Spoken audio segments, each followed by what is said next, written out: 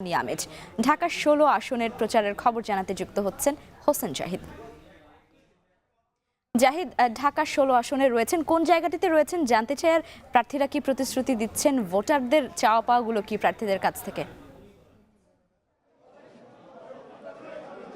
লাইবা, আমি ঢাকা ১৬ আসনের মিরপুর ১২ এলাকায় আছি এবং এই এলাকার এই আসনে দুজন প্রার্থী, একদিকে ধানের শীষের পক্ষে আমিনুল হক, অপরদিকে জামায়াতের যিনি প্রার্থী অবসরপ্রাপ্ত কর্নেল আব্দুল বাতেন। তো আমরা আসলে এই আসনগুলোকে কিন্তু দীর্ঘদিন ধরে পর্যবেক্ষণ করছি। আজকে যেটি দেখলাম, এটি আসলে যেহেতু পোস্টারবিহীন একটি নির্বাচন, ব্যানারের ক্ষেত্রেও অনেক সীমাবদ্ধতা আছে, কাজেই শিক্ষা প্রতিষ্ঠান বলি, আবাসিক এলাকা বলি, বাসভবন বলি, বাজারঘাট বলি, যেখানে যত বেশি মানুষের সমাগম সেখানেই মূলত প্রার্থীরা ছুটছেন। এখন যেখানে অবস্থান করছি এটি শিক্ষা প্রতিষ্ঠান, সেখানকার যারা কর্মকর্তা কর্মচারী আছেন বা শিক্ষকরাও যারা এখানে ভোটার আছেন, তাদের কাছে গিয়ে এখানকার প্রার্থী আমিনুল হক তিনি তার ইশতেহার বলি বা তার প্রতিশ্রুতি বলি সেগুলো তিনি তুলে ধরতে চাইছেন। এর পাশাপাশি আবার শহরের বা এই আসনের অন্য প্রান্তে কর্নেল আব্দুল বাতেন, অবসরপ্রাপ্ত কর্নেল আব্দুল বাতেন, তিনিও বলছেন যে আসলে মাদকমুক্ত একটি নগরী গড়ার জন্য তার পদক্ষেপ নেওয়ার কিছু দায়িত্ব রয়েছে।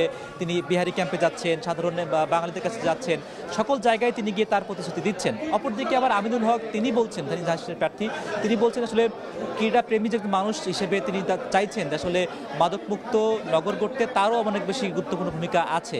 কাজেই পাল্টাপাল্টি আসলে প্রতিশ্রুতির জায়গা থেকে প্রার্থীদের অনেক বেশি সামঞ্জস্যতা লক্ষ্য করা যাচ্ছে। এবং যেহেতু আমিনুল হক নিজে একজন ক্রীড়াপ্রেমী ব্যক্তি ছিলেন, ক্রীড়াবিদ ছিলেন, কাজেই তিনি তো তারুণ্য নির্ভর যে ভোটগুলো রয়েছে সেদিকে তার বিশেষ নজর সেটি দেখা যাচ্ছে।